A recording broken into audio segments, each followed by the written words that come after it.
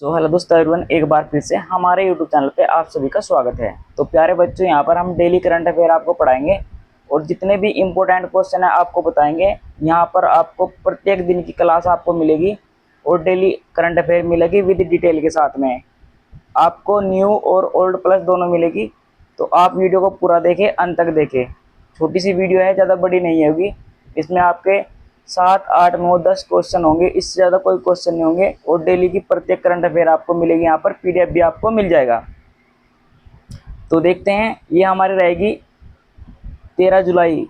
याद रखें कब क्या है, ये हमारी करंट अफेयर रहेगी 13 जुलाई की। करंट अफेयर 13 जुलाई, ठीक है। इसमें आपको प्रत्येक जो क्वेश्चन है वो मिलेगा। ये आप देख सकते हैं एसएससी के लिए, रेलवे के लिए, हर एक क्लास के लिए अवेलेबल है, ठीक है। तो हम स्टार्ट करने जा रहे हैं। जो हमारे इंपॉर्टेंट क्वेश्चन रहेंगे पहले शुरू से करते हैं यहाँ पर। तो यहाँ से स्टार्ट करते हैं, देखते हैं पहला क्वेश्चन क्या है हमारा। क्वेश्चन पढ़ते हैं। दिल्ली में 1 करोड़ ई बुक्स वाली जयप्रकाश नारायण पब्लिक लाइब्रेरी का उद्घाटन किया गया है। दिल्ली में एक लाइब्रेरी का उद्घाटन किया गया है, ठीक है, जिसमें 1 करोड़ ई बुक्स वाली जयप्रकाश नारायण पब्लिक लाइब्रेरी का उद्घाटन किया गया है। कहाँ किया गया है? दिल्ली में किया गया है। ये आप देख सकते हैं, दिल्ली में खुली 35,000 किताबों और 1 करोड़ ई बुक्स वाली लाइब्रेरी। इसमें फ्री वाईफाई आपको मिलेगा और यहाँ पर बहुत सारी सुविधा दी गई है। इसका जो उद्घाटन किया गया है वो किया गया है, जो हमारे गृह मंत्री है अमित शाह के द्वारा इसका उद्घाटन किया गया है। ये आपको याद रखना है, बहुत ही इंपॉर्टेंट है। अब यहाँ पर मैं आपको कुछ इंपॉर्टेंट क्वेश्चन बता दूं। देखो, दूसरा क्वेश्चन लेते हैं। पहले दूसरा क्वेश्चन है हमारा,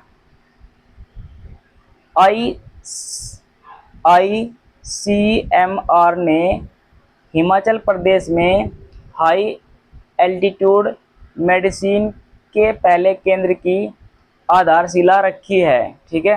किसने रखी? ICMR ने। यह आपको याद रखना है, बहुत ही इंपॉर्टेंट है, ठीक है। कहाँ पर रखी?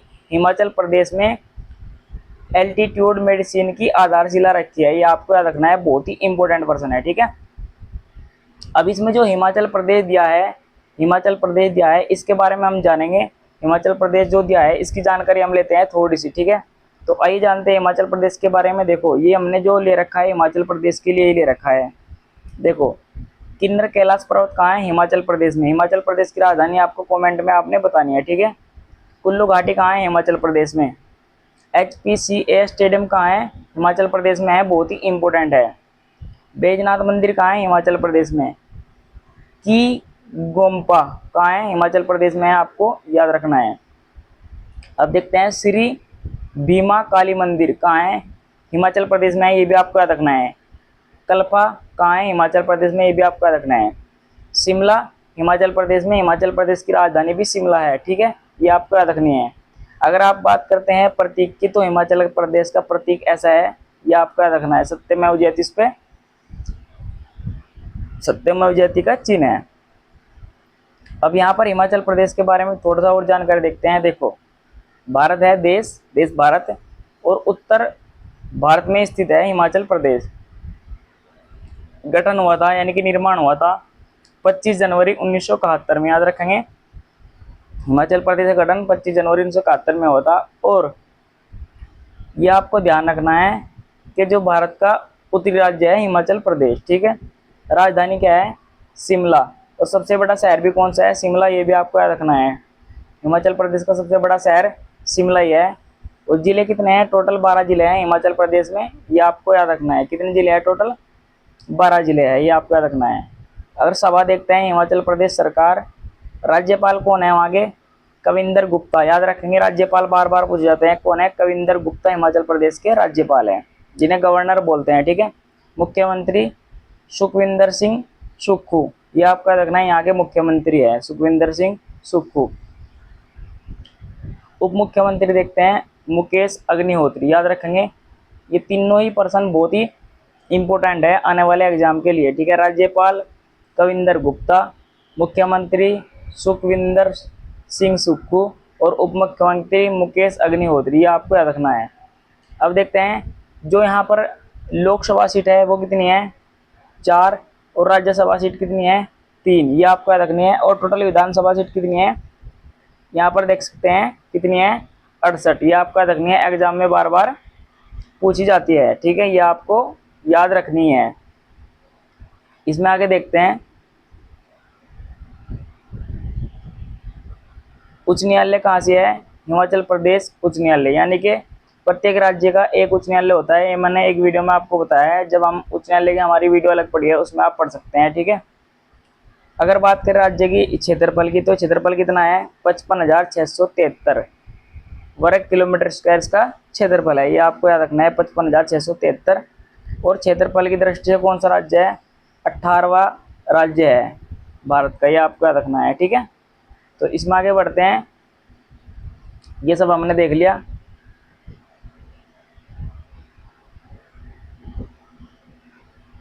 अगर बात करते हैं थोड़ी जानकारी, चलो ये तो हमने आपको बता ही दिया। अब देखते हैं प्रश्न नंबर 4 देखते हैं। ये है हमारा प्रश्न नंबर 4। युद्धपोत INS महेंद्रगिरी को विशाखापट्टनम में भारतीय नौसेना में शामिल किया गया है। बहुत ही इंपॉर्टेंट प्रश्न है और एग्जाम में आने की पूरी पूरी कोशिश रखेगा।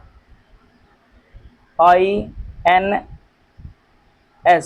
याद रखें, INS को महेंद्रगिरी, क्या नाम है? महेंद्रगिरी को विशाखापट्टनम में भारतीय नौसेना में शामिल किया गया है। INS को कहाँ शामिल किया गया है? विशाखापट्टनम में शामिल किया गया है और महेंद्रगिरी को शामिल किया गया है, ये आपको याद रखना है, और भारतीय नौसेना में शामिल किया गया है, ठीक है। ये प्रश्न पूछा जाएगा, बहुत ही इंपॉर्टेंट है। इसकी जानकारी अगर मैं आपको बताऊं थोड़ी सी, आप देख सकते हैं, ये जो चल रहा है इसे बोलते हैं INS महेंद्रगिरी। INS महेंद्रगिरी, इसको नौसेना में शामिल किया गया है और कहाँ किया गया है? विशाखापट्टनम में शामिल किया गया है, ठीक है, ये आपको याद रखना है। अब देखते हैं पांचवा जो हमारा प्रश्न है। पांचवा प्रश्न है, वर्ष 2027 में एरो इंडिया का आयोजन कर्नाटक के येलाहंगा में होगा। बहुत ही इंपॉर्टेंट प्रश्न है, ये आपको याद रखना है। एरो इंडिया का आयोजन कहाँ होगा? कर्नाटक राज्य में होगा और येलाहंगा में होगा, ये आपको याद रखना है, बहुत ही इंपॉर्टेंट है, ठीक है। अब हम जानेंगे जो कर्नाटक राज्य है, ये आपको देख सकते हैं, ये है भाई, ठीक है। एरो इंडिया, ये आप देख सकते हैं, इस तरीके के जहाज है जो शामिल किए जाएंगे कर्नाटक में, ठीक है। अब देखते हैं हम जो कर्नाटक राज्य है उसके बारे में देखते हैं थोड़ी जानकारी, बहुत ही महत्वपूर्ण जानकारी है। अब यहाँ पर देखते हैं कर्नाटक राज्य गठन कब हुआ था? 1 नवंबर 1956 में हुआ था। कर्नाटक राज्य की राजधानी क्या है? बेंगलुरु, यानी कि आप याद रख सकते हैं जो सबसे बड़ा शहर है कर्नाटक राज्य कौन सा है? बेंगलुरु। जिले कितने हैं? 31, ये भी आपको याद रखना है, बहुत ही इंपॉर्टेंट जिले हैं 31। अगर बात करें राज्यपाल की, यहाँ के जो राज्यपाल है थावरचंद गहलोत है, बहुत ही इंपॉर्टेंट है, काफी बार पूछे गए। मुख्यमंत्री है सिद्धारमैया, ये आपका रखना है, बहुत ही इंपॉर्टेंट है। जो राज्यपाल है थावरचंद गहलोत है, मुख्यमंत्री सिद्धारमैया है, ये आपको याद रखनी है। अगर बात करें विधान परिषद सीट कितनी है? 75। विधानसभा सीट कितनी है? 224, ये आपका रखनी है, बहुत ही इंपॉर्टेंट है। राज्यसभा सीट कितनी है? 12। लोकसभा सीट कितनी है? 28। एग्जाम में बार बार पूछ जाती है कि कर्नाटक की राज्यसभा सीट कितनी है, लोकसभा सीट कितनी है, विधानसभा सीट कितनी है, विधान परिषद सीट कितनी है। तो आपको याद रखनी है, विधान परिषद 75 है, विधानसभा 224 है, राज्यसभा 12 है और लोकसभा 28 है, यह आपको याद रखनी है, बहुत ही इंपॉर्टेंट है, ठीक है। अब यहाँ पर इसमें जो कुछ खास स्थान दिए हुए हैं, जैसे ये देख सकते हैं आप, पडुगल्लू मंदिर परिसर कहाँ पर है? कर्नाटक में है। और गोमेतवस गोमेतवस गोमतेश्वर मंदिर, याद रखेंगे, ये बोला नहीं जाता मेरे पे। गोमतेश्वर मंदिर कहाँ पर स्थित है? कर्नाटक में स्थित है। गोल कुंभज, बार बार एग्जाम में पूछा जाता है, कहाँ है? कर्नाटक में स्थित है। शिव समुद्रम जलप्रपात कहाँ से है? कर्नाटक में है। बीदर का किला कहाँ है? कर्नाटक में है। और गुरु मुक्तेश्वर में एक गोमपुरम कहाँ है? कर्नाटक में, याद रखना है। और विरूपाक्ष मंदिर कहाँ है? कर्नाटक में। ये भी आपको याद रखना है, बहुत ही इंपॉर्टेंट है। आगे बढ़ते हैं, देखते हैं क्वेश्चन नंबर 3 हमारा रह गया था। अब देखते हैं क्वेश्चन नंबर 3 क्या था हमारा। जियोलॉजिकल सर्वे ऑफ इंडिया ने कर्नाटक के गुड लैपटॉप में थोरियम भंडार खोजा गया है। ये आपको याद रखना है, कहाँ खोजा गया है? गुंडलू पेट में। याद रखें कहाँ से है? गुंडलू पेट में थोरियम का एक भंडार खोजा गया है। ठीक है, थोरियम बहुत महंगा है और इसके बारे में जानकारी दी गई। कहाँ खोजा गया है? जियोलॉजिकल सर्वे ऑफ इंडिया ने खोजा है कर्नाटक में। याद रखें किस राज्य में? कर्नाटक में। बहुत ही इंपॉर्टेंट है और कर्नाटक की जानकारी मैंने आपको अभी पीछे दी थी। ठीक है, अब देखते हैं जो छठा क्वेश्चन है हमारा, global air power ranking. Global air power ranking 2026 में भारतीय वायुसेना तीसरे स्थान पर है। कौन से स्थान पर है? तीसरे स्थान पर है भारतीय वायुसेना। ये आपको याद रखना है। प्रश्न ऐसे पूछा जाएगा कि ग्लोबल एयर पावर रैंकिंग 2026 में भारतीय वायुसेना कौन से स्थान पर है? कौन से पर है? तीसरे स्थान पर है। ये आपको याद रखना है, बहुत ही इंपॉर्टेंट है। ठीक है, आगे देखते हैं, इसकी जानकारी थोड़ी सी लेते हैं। जो भारतीय वायुसेना है वर्तमान जो उसके अध्यक्ष है, चीफ ऑफ एयर स्टाफ कौन है? यह है मार्शल अमरप्रीत सिंह। याद रखेंगे जो अभी वायुसेना के जो प्रमुख है, अध्यक्ष है, उनका नाम है अमरप्रीत सिंह। बहुत ही इंपॉर्टेंट है। ठीक है, और 30 सितंबर 2024 को देश के 28वें वायुसेना प्रमुख के रूप में इन्हें पद ग्रहण किया था। ठीक है, ये आप देख सकते हैं, ये हैं, इनका नाम है अमरप्रीत सिंह। याद रखेंगे 2024 में 28वें वायुसेना के अध्यक्ष बनाए गए थे। ठीक है, और वायुसेना की स्थापना कब हुई थी? 8 अक्टूबर 1932 में वायुसेना की स्थापना हुई थी। ये आपको याद रखना है, बहुत ही इंपॉर्टेंट है। भारत में कितनी सेना है? 3 सेना, वायुसेना, जल सेना, थल सेना। ये आपको याद रखना है। ठीक है, वायुसेना की स्थापना 1932 को ब्रिटिश शासनकाल के दौरान, ठीक है, रॉयल इंडियन एयर फोर्स के रूप में की गई थी। ये आपको याद रखना है।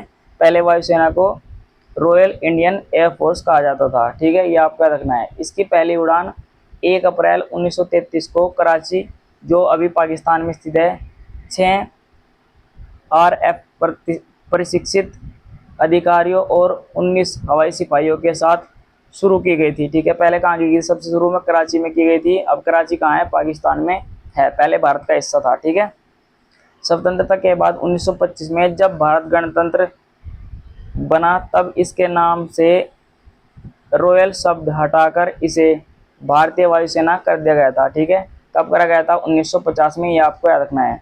वायुसेना का मुख्यालय कहाँ है? नई दिल्ली में स्थित है। ये आपको याद रखना है, बहुत ही इंपॉर्टेंट है। ठीक है, तो आगे बढ़ते हैं, देखते हैं नया क्वेश्चन।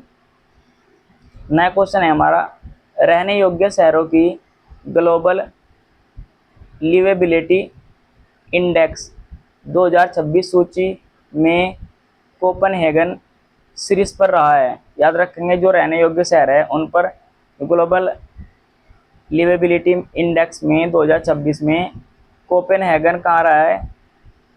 प्रथम स्थान पर रहा है। ये आपको याद रखना है, बहुत ही इंपॉर्टेंट है। ठीक है, तो दोस्तों ये थे हमारे करंट के प्रश्न। बहुत ही छोटा वीडियो है। अगर आपको वीडियो अच्छी लगी तो चैनल को सब्सक्राइब कीजिए, वीडियो को लाइक कीजिए, शेयर कीजिए। धन्यवाद।